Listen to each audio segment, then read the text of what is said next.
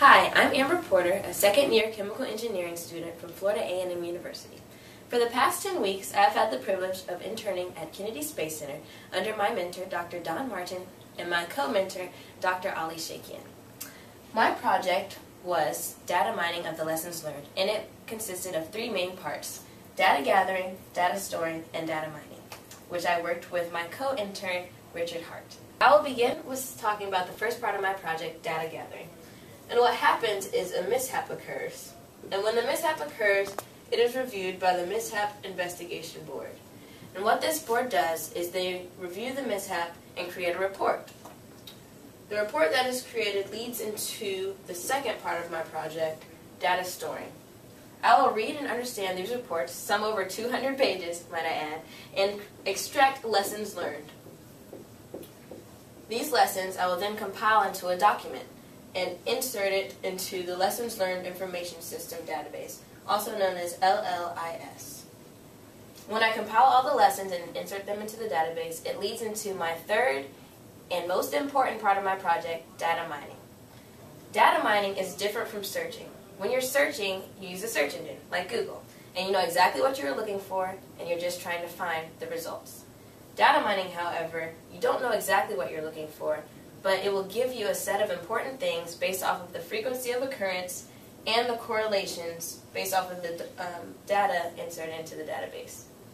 Third part of my project, data mining, I worked with Richard Hart, a graduate student from Temple University in Computer Information Sciences.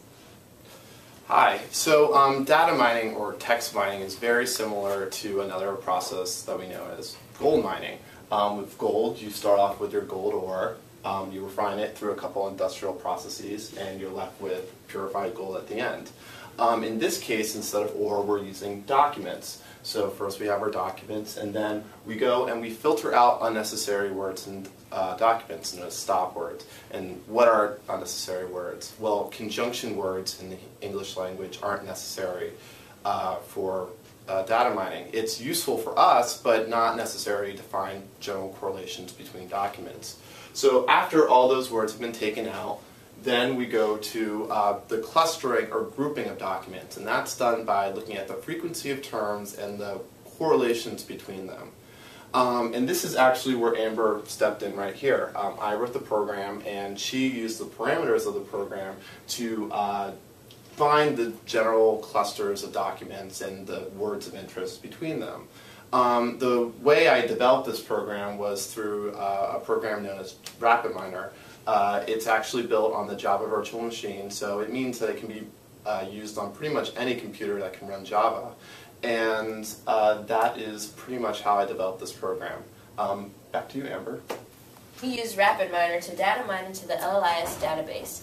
And from the correlations that were given, we found information that NASA management can use to identify systems and processes that are more susceptible to mishaps. We also found information that we can use to figure out what changes can be made to prevent these mishaps from happening in the future.